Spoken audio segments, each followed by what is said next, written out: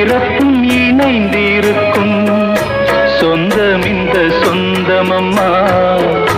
வாழ்விருக்கும் நாள் வரைக்கும் தஞ்சமுந்தன் நெஞ்சமம்மா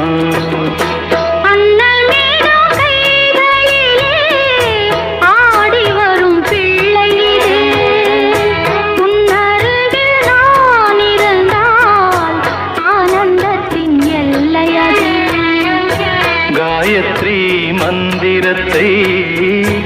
உச்சரிக்கும் பக்தனம்மா